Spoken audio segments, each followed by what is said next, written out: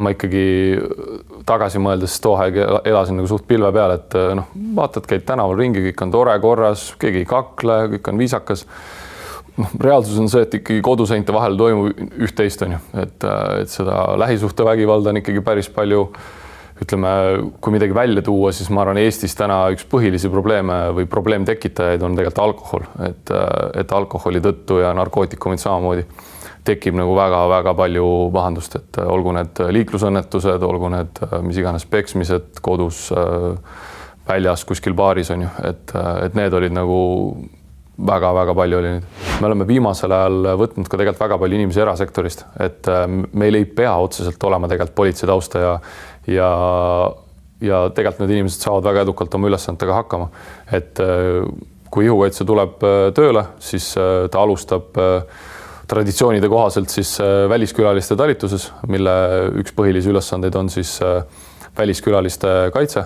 Seal ta siis hakkab nii-öelda tasapisi omandama neid teadmisi, kaasa arvatud siis see, et ta kaasatakse peaministri ja presidendi meeskondadesse igale poole, ühesõnaga, et ta saab nagu kogu selle tööspektri võimalikult kiiresti kätte ja sinna lisandub siis veel lisaks väljaõppe, kõik seadusandlus, kõik asjad. Ja kui keegi tuleb väljast, siis ta peab käima ka kooli minema, on ju, et väikse nii-öelda siis sükse kiirkursuse tegema nagu ka üldiselt sellest politsei teemast. Võib-olla natuke nagu eelarvamus või vale arusaam inimestel on see, et kui sa näiteks töötad presidendi kaitsemeeskonnas, et siis sa oled nagu presidendi palgal, on ju. Et stiilis, et kui president vahetub, et siis sa kaotad oma töö, on ju.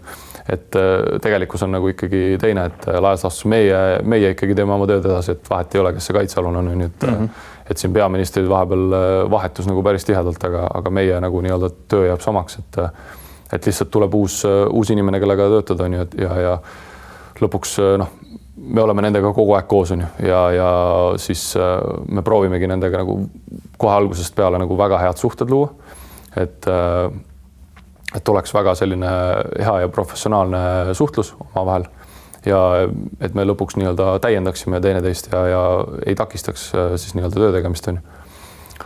Ei meie neile, aga nemad meil. Delfi militaarpodcast. Eriväelase jutud. Ainuke lihtne päev oli eile. Iga päev algab nullist.